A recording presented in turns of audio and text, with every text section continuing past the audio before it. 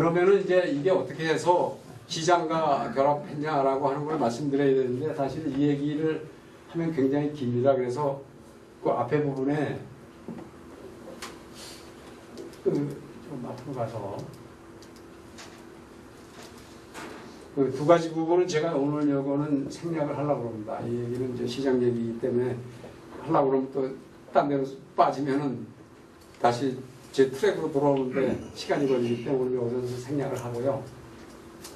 결국은 시장이라고 하는 게 조선 해양 산업이 밥을 먹고 사는 시장은 두 가지로 요약할 수가 있습니다. 하나는 해운 시장인데, 해운 시장은 근본적으로 천수삽 시장입니다.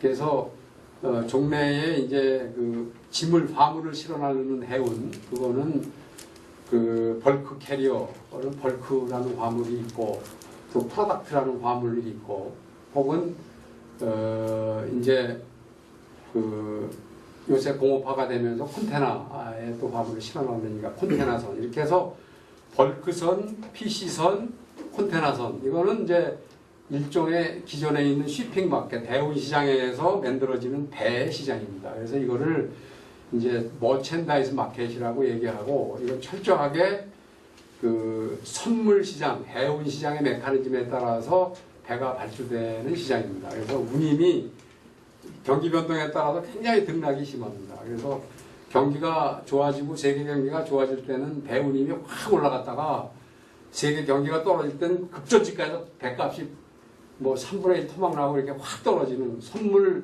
그런 급격한 투기의 현상을 갖고 해운 시장은 원래 움직이게끔 되어 있습니다. 그래서 종래의 해운 시장에서 나오는 조선 배는 바로 경기 변동을 심하게 탈 수밖에 없는 그런 그 특성을 갖고 있습니다. 그래서 바로 해운 시장에서 나오는 종래의 배 갖고는 조선이 안 된다. 그것만 갖고는 이제 하는 거에 특징이 해운 시장의 메커니즘에서 찾을 수가 있고, 그러면 그 뒤에 1차 오일 쇼크 70년대 이후에 이제 바로 세계의 에너지 시장이 단일 시장이 되기 시작을 하는데, 이 시장에서 이제 바로 그 에너지의 투자가 일어납니다. 그래서 두 번째는 쉬핑의 그 머천다이즈 마켓이 아니고 캡티브 마켓, 투자에 의해서 일어나는 마켓이 바로 에너지 시장이다. 이렇게 말씀드릴 수 있고, 이 시장을 이해해야 에너지 시장에서 나오는 조선과 해양의 솔루션을 찾을 수 있다. 이렇게 말씀드릴 수 있습니다. 그래서 이제 그렇게 요약을 하고, 그러면은 이제 캡티브 마켓은 그 다음에 넘어갑니다.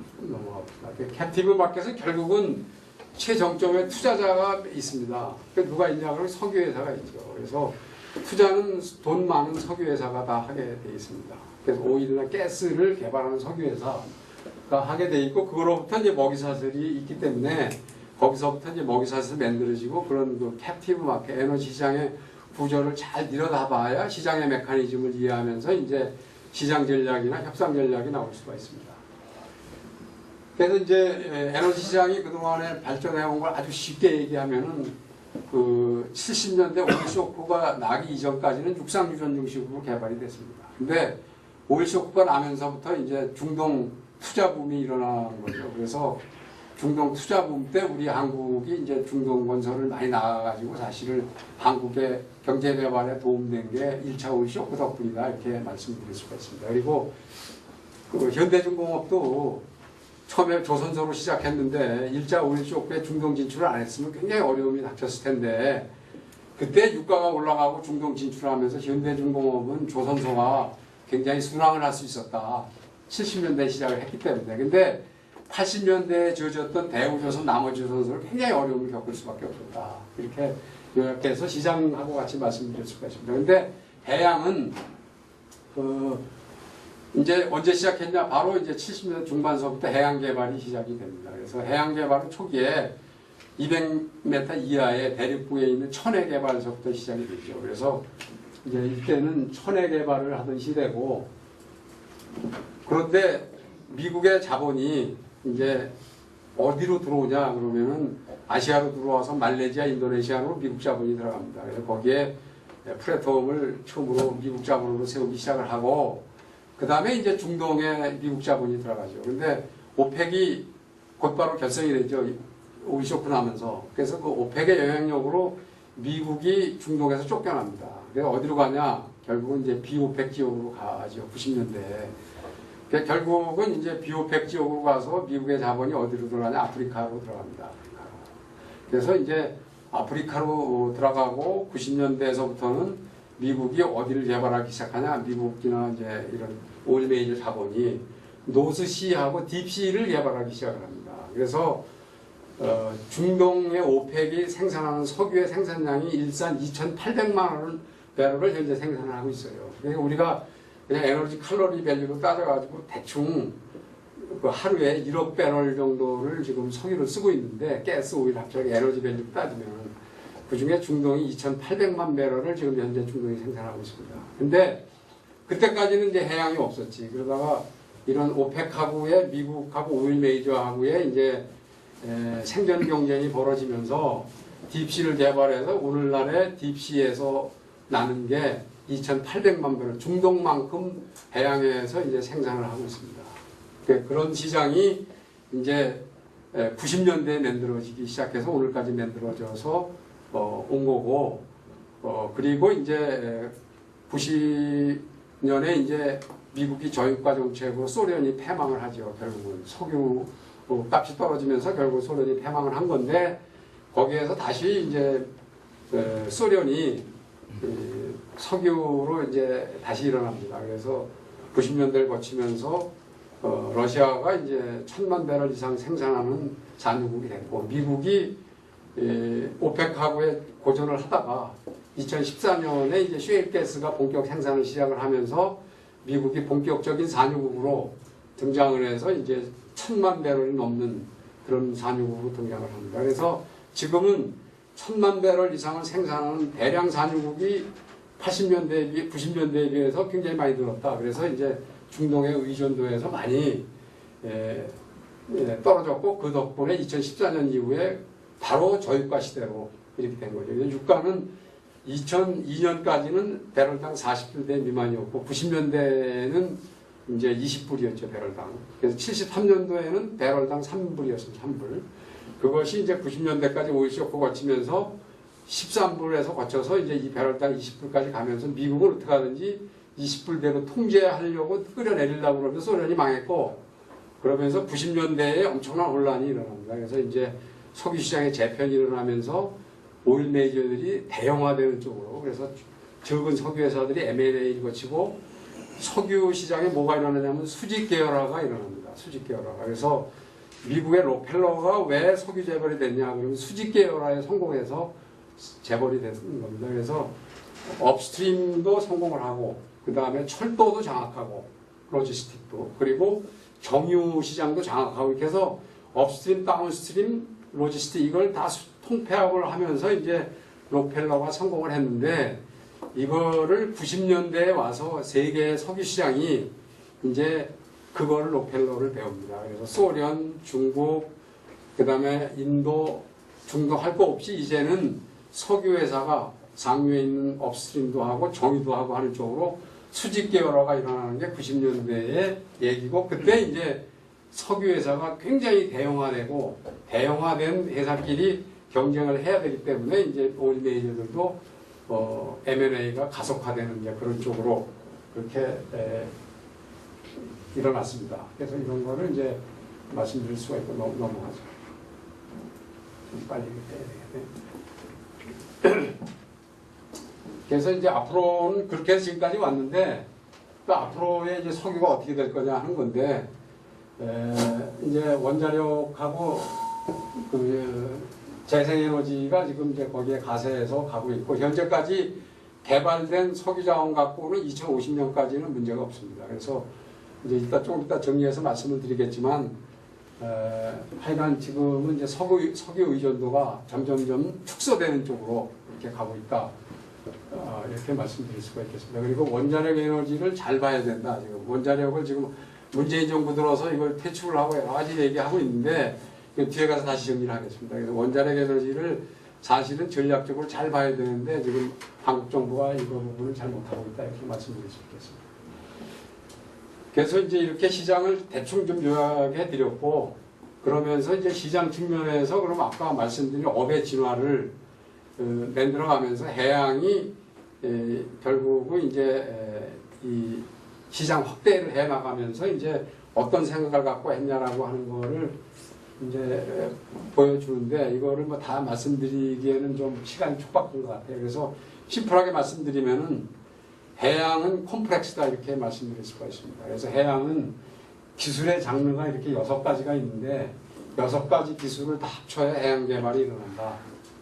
그 탐사, 그 다음에 시추, 서브시, 그 다음에 마린, 배 위에서 일어나는 스테이션 키핑. 바로 조선 기술은 이 기술입니다. 조선, 배 만드는 기술은. 그 다음에 이제 정유하고 유화의 프로세싱 기술. 그 다음에 건설하고 생산 기술, 건조 기술, 이제 이런 것들이 합쳐야 해양 개발이 일어난다. 그 중에서 이제 한국조선이 갖고 있는 거 요거 6번째 요거 하고, 그 다음에 4번째 이제 가지고 있는 거죠.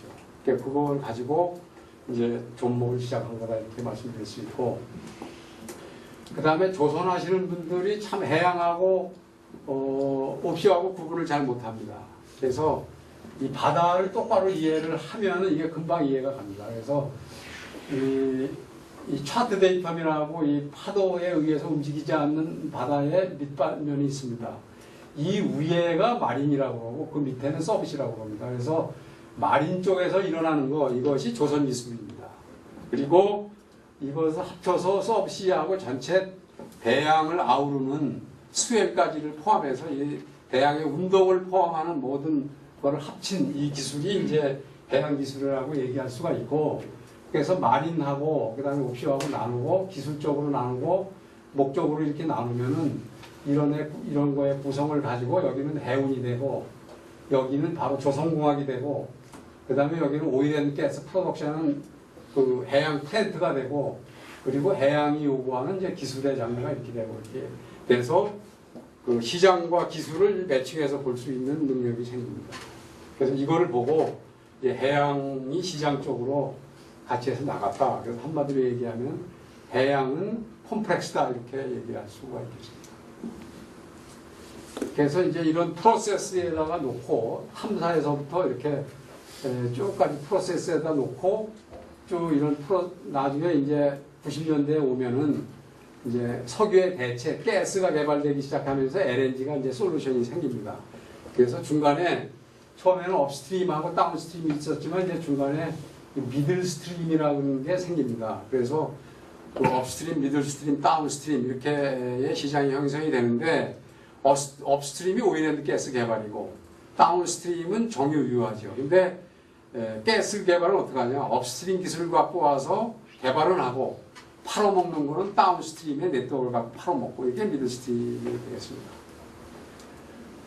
이렇게 오면서 이제 기술이 이제 바로 여기에 시장의 스테이크홀더가 해양은 다 혼자가 다 할 수가 없기 때문에 이 스테이크홀더가 나눠서 역할 분담을 하도록 되어 있습니다. 그래서 이 8개 스테이크홀더가 포메이션이 짜져야 한 프로젝트가 일어납니다. 그래서 이 포메이션을 이해하는 일, 이게 해양 프로젝트를 이해하는 일이다 이렇게 볼 수가 있고, 이것이 이제 목적에 따라서 그 다음에 이렇게 이제 이런 트렌드들이나 솔루션들이 필요로 한다 이렇게 말씀드릴 수 있겠습니다. 그래서 한국이 머첸다이즈 마켓, 해운 시장으로 봤으면 크지 못했을 거다. 그런데 캡티브 마켓에서 바로 에너지 시장에 진입을 했기 때문에 이런 솔루션들을 여러 개를 만들어 오면서 세계 시장을 만들어 왔다 이렇게 볼 수가 있겠습니다. 그래서 쉽게 얘기하면은 2000년 이전까지 배럴당 석유값이 20불 있던 시절, 그때까지의 한국의 조선해양산업의 전체 매출은 100억 불이 안 됐습니다. 2000년 전까지.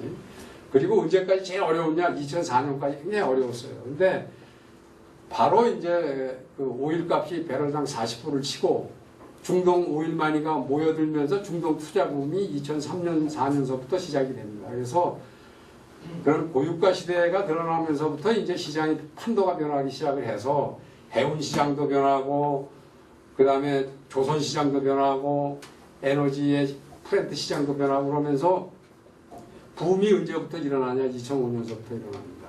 그래서 2005년서부터 일어나서 이제 잘 갔죠. 2008년까지. 그래서 배값도 몇 배가 올랐냐? 180%가 오릅니다. 그리고 해양 프렌트 값도 180%가 오릅니다. 잘 가다가 이제 뭐를 맞냐 그러면 2008년도에 미국의 IMF, 미국의 이제 그 금융위기를 맞죠. 미국 금융위기 맞으면서 이제 금융시장이 무너지니까 해운시장이 무너집니다. 해운이 뭐냐 그러면 아까 말씀드린 대로 선물시장이기 때문에 돈이 먼저 움직이는 시장이 해운시장입니다. 근데 돈의 시스템이 붕괴되니까 해운시장이 가는 거예요. 그래서 미국발 금융위기, 세계 금융위기가 이제 해운시장을 무너뜨렸고 2010년에 이제 그것이 이제 유럽으로 옮겨 붙으면서 해운시장은 완전히 갑니다. 그래서 조선시장이 2008년까지 잘 가다가 해운시장이 나락으로 떨어지니까 2010년에 완전히 나락으로 떨어집니다. 그러면 사실은 그때 한국이 구조조정을 했어야 되거든요. 조선해양산업에. 그 사실은 2008년까지 철판값 2배 오르고 모든 게 2배가 오르니까 똑같은 작업을 하더라도 조선해양시장하고 발전시장하고 비교해보면 여기 2배예요. 제가 발전시장도 해보고 여기 다 해봤는데 비교해보면 이 조선해양야비에서 하는 가격 그 구조를 가지고 발전 프렌트 시장에 가면 이길 수가 없는 거예요. 그러면은 그런 상황이 사실은 2008년도에 당했을 때 한국은 산업에 구조조정을 했어야 돼요. 근데 그거를 안 하고 어디로 갔냐 그러면 해양 프렌트를 몰빵을 한 거예요. 그때는 고유가에 150불까지 배럴당 고유가 팍 올라가지고 해양시장은 좋았거든요.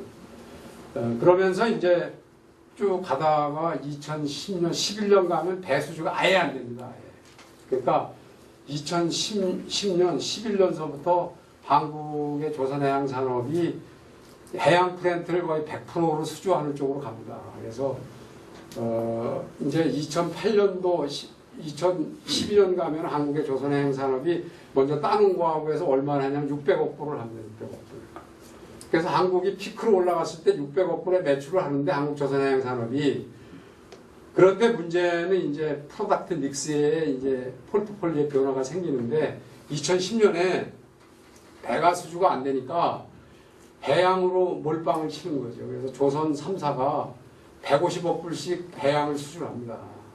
그러니까 이제 100억 불, 150억 불 수주하니까 한국 조선해양산업이 해양만 가지고 360억 불을 수주를 해요. 그래서 3년 동안 연장하니까 백록이 1000억 불이 쌓입니다. 1000억 불이. 그래서 거기까지 잘 갔어. 그런데 2014년에 미국이 셰일가스를 본격적으로 생산하기 시작하고 미국이 이제 석유값을 좌지우지하는 위치에 있다 보니까 이제 저유가로 확 떨어집니다. 그래서 석유값은 어떻게 움직이냐 그러면 그 메커니즘이 150만 배럴 정도의 석유 생산량만 조정하면 석유값이 배로 뛰었다 내렸다 그렇게 될 수 있어요. 그래서 그전에는 석유값은 중동에 사우디가 좌우를 했어요. 그래서 중동이 오펙이 2,800만 배럴을 생산하고 있기 때문에 중동의 오펙이 감산을 150만 배럴만 하면은 석유값을 만대로 올렸다 내렸다 할 수가 있었어요. 그게 언제까지 가능했냐? 2014년까지 가능했어요. 근데 2014년 이후에 미국이 셰일가스를 만들면서 그리고 러시아가 1000만 배럴 이상을 생산하기 시작하면서 이게 안 되는 거예요. 그래서 이제 150불씩 하던 석유값이 80불 대 리터로 떨어지고 60불 대 50불 대로 급전직하기 시작한 게 2014년입니다. 그래서 그 에너지 시장이 붕괴가 되고 캡티브 마켓이 올 붕괴가 되고 거기서 나오는 배 뭐 이런 거가 다 붕괴가 된 게 이제 2015년이고 그리고 16년에 오면은 완전히 붕괴가 됩니다. 그래서 2016년에 한국의 조선해양산업이 수주한 게 100억 불이 안 되죠. 2016년에. 그러니까 2016년에 수주한 게 올해 2018년에 나타납니다. 그래서 올해가 한국 조선해양산업은 제일 어려운 한 해입니다. 일감이 제일 없습니다.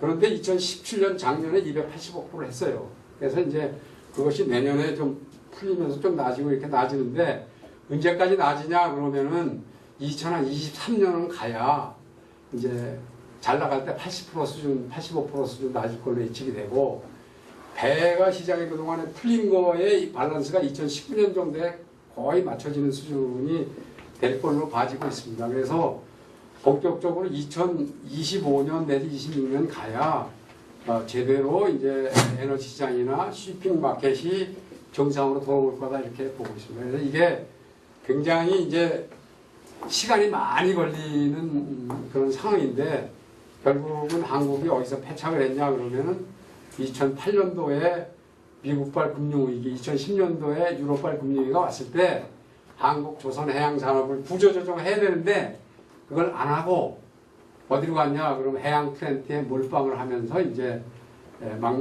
망하기 시작했다. 아주 그 아프리아 상태에 빠져들기 시작했고 2015년에 아주 저유가로 팍 내려가면서 이제 그동안에 한국조선에 발주해놨던 시추선서부터 시작해서 안 가져가면서 이제 이게 캔슬하고 하면서 이제 유동성의 위기가 한 번에 오는 바람에 2014년에 무너지고 15년에 왕창 무너지고 16년에 이제 완전히 바닥으로 가고 그러면서 지금 이제 17년에 조금 이제 아직 회복이 아니에요. 지금 바닥이에요. 그래서 이제 2018년에 조금 기지개를 튀면서 일어나기 이제 시작하는 국면이기 때문에 2022년 가야 이제 잘 나갈 때 85% 수준 회복하고 완전 회복하려고 25년까지 간다. 이게 제가 시장을 보고 있는 겁니다. 그래서 여기까지를 말씀드렸고 어쨌든 간에 한국은 앞에 말씀드린 그동안의 업의 진화를 통해서 그 다음에 이런 시장 확대를 통해서 이런 솔루션 프로바이더로 이렇게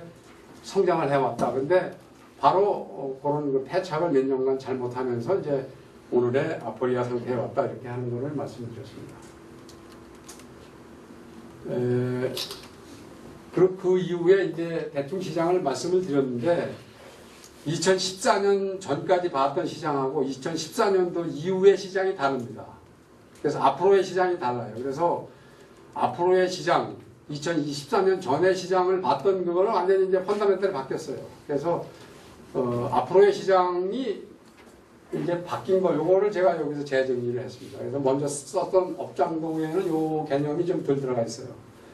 그래서 이제 여기서 이것도 설명하려면 시간이 많기 때문에 간단하게 하겠습니다. 우선은 90년대까지의 논쟁이 뭐냐 그러면은 이 가채 매장량 발견된 거에 반을 생산을 하면은 이게 이제 반대점에 들어와가지고 급속도로 시장이 그 석유값이 올라가는 쪽으로 이렇게 붕괴되지 않느냐 하는 그런 거를 이제 허버트의 논점이라고 봅니다. 근데 이게 이제 지금은 통하지가 않습니다. 지금까지 이 발견된 석유의 매장량이 2050년까지는 쓸 수 있기 때문에 더 이상 이제 이런 논쟁을 하지 않는다 이렇게 말씀드릴 수 있고 두 번째로 그동안의 에너지 효율하고 이제 80년대서부터 이제 오일 쇼크의 영향으로 석유의 대체로 가스를 개발해서 쭉 왔기 때문에 지금은 이제 석유 의존도가 굉장히 많이 떨어졌다 이렇게 말씀드릴 수가 있고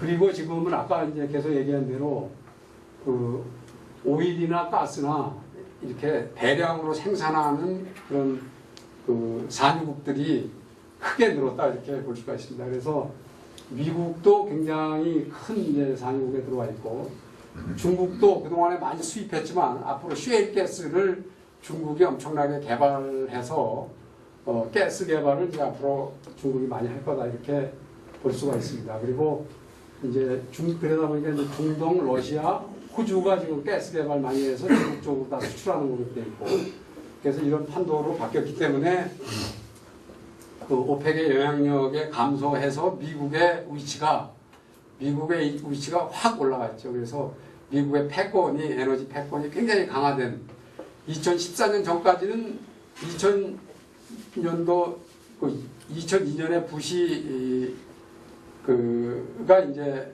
그 사담 후세인을 체포할 때까지는 그 에너지 전쟁이었거든요. 그때까지는 굉장히 고전을 했는데 그래서 미국발 금융위기까지 일어나고 그랬는데 그 이후에 다행히 미국은 하늘이 도와서 셰일 가스가 양산이 들어가면서 이제 산유국으로 변신해서 미국의 위치가 굉장히 확고해졌다 이렇게 이제 볼 수가 있겠습니다.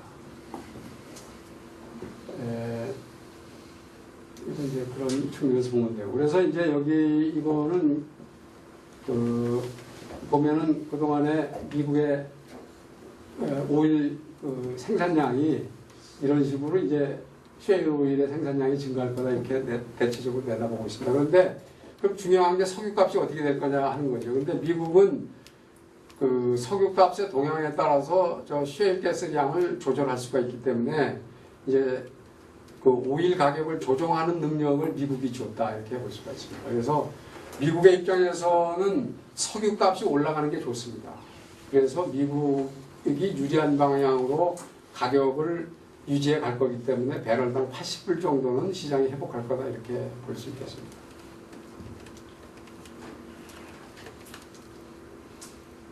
그 다음에 이제 제일 변화가 가스 시장에서 일어났는데 90년대에 이제 엄청나게 그 카스피의 개발이 이루어지면서 대륙으로 일어나는 그 파이프라인이 해서 중국으로 들어가는 게 이제 완성이 많이 됐습니다. 그래서 사이베리아의 가스가 이제 유럽으로 들어가고 중국으로 들어가고 카스피의 가스가 유럽으로 들어가고 중국으로 들어가고 이렇게 가스 서플라이가 일어났는데 그 이후에 이제 LNG가 이제 사실은 LNG를 상용화시킨 거에 획기적인 건 한국의 LNG 선을 경쟁적으로 이렇게 값싸게 개발하면서 LNG가 이제 상용화하는 거에 굉장히 큰 기여를 했는데 그 LNG는 수송거리가 길면 길수록 PNG를 이길 수가 있습니다. 그래서 미국의 셰일가스가 태평양을 건너오면 이제 사이베리아에서 들어오는 가스보다 미국의 경쟁력이 생깁니다. 근데 대서양을 건너가면은 사이베리아에서 건너가는 그 파이프라인 PNG하고 미국의 LNG하고는 가격이 비등비등해요. 그래서 이제 그런 그 가스의 메커니즘, 시장 메커니즘이 있기 때문에 저게 중국이 자체 생산하는 걸 얘기합니까? 프로덕션이라는 중국이 이제 자국이 생산 여기 앞으로 여기까지죠. 근데 앞으로 셰일가스 개발을 해서 앞으로 셰일가스가 중국 가스를 이렇게 생산할 거다 하는 얘기입니다. 굉장히 이제 앞으로 중국이 가스 쪽으로 굉장히 생산을 해서 수입을 굉장히 줄이는 쪽으로 중국이 간다 이렇게 보시면 되겠습니다. 그래서 이제 결국은 LNG의 공급은 미국하고 호주가 주도한다 이렇게 보시면 되겠습니다. 그래서 지금 호주가 개발하고 있는 LNG는 전부 중국에 수출하는 걸로 이미 돼 있고 그래서 그거를 수집하기 위해서 중국의 동부연안에는 LNG 그 인수기지를 쭉 건설을 하고 있죠. 그리고 미국은 이제 유럽보다는 일본과 한국, 중국에 배로 건너서 LNG를 팔아먹는 쪽으로 이렇게 전략을 갖고 있습니다. 그리고 LNG를 디맨드 수요 측면에서는 여기 아시아, 그 한국, 일본, 중국 여기 동북아 3국이 주요 소비처가 됩니다. 그래서 이제 이 판도가 바뀌었기 때문에 이렇게 보시면은 이게 유럽의 소비량이고 아니 여기가 유럽의 소비량이고 아시아가 이만큼을 씁니다. 근데 공급을 미국에 있는 게 유럽으로 가고 이게 돌아서 아시아 쪽으로도 오게 돼 있고 호주께 중국으로 일로 오게 돼 있고 또 러시아가 파이프라인을 통해서 중국으로 가고 여기에 카스피에께 중국으로 들어오고 이렇게 해서 이제 가스에 공급하는 루트가 이렇게 펀다멘탈이 바뀌었다 이렇게 보시면 됩니다. 그래서 아까 말씀드린 대로 머첸다이즈 마켓하고 이런 캡티브 마켓에 오일 생산량이 줄고 오일의 물동량이 주니까 VLCC는 그렇게 활성화되질 않는데 그리고 그 기존의 머첸다이즈 마켓에 나오는 그 조선 해운도 그렇게 활성화되질 않는데 단지 유일하게 활성화되는 쪽은 그래도 기대하는 게 LNG선이다 이렇게 보시면 되겠습니다.